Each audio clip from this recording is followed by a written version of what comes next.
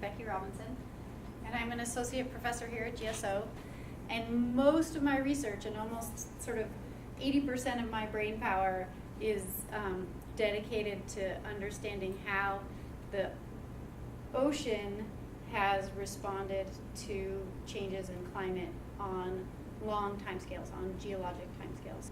I really liked the idea, one, of understanding the system that I live next to. The other reason is it's important. We live on Narragansett Bay. We get fish from it.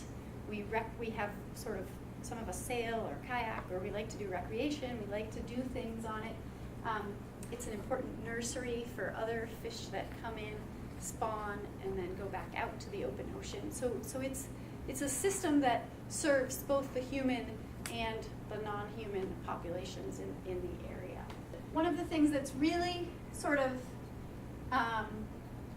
fundamental is that all the nutrients are coming in this upper part of the bay, and they're causing these diatoms and all these other photosynthetic organisms to just grow like gangbusters.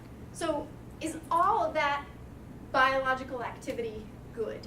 So on one hand, it might be great for fisheries because it's taking solar energy, it's converting into chemical energy that things can eat.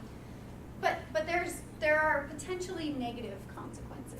The bad part is that we're also creating a huge potential to draw the oxygen out of this system. And that is one of the sort of biggest problems that has plagued this Narragansett Bay, and it has sent a lot of people trying to understand, so what are nutrients doing? Are they really important in driving this process? And so we know, because people go out and measure all the time, the dissolved oxygen in the bottom waters of Narragansett Bay, and we know that sometimes it gets so low that fish can't live.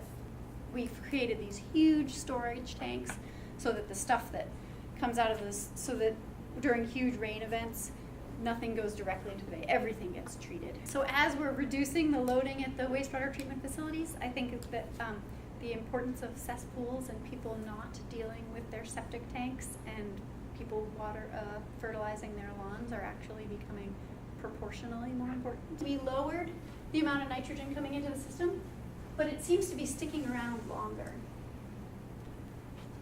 So like the next chapter of this would be to try to understand if that change is real. There's a lot of work to be done, and I think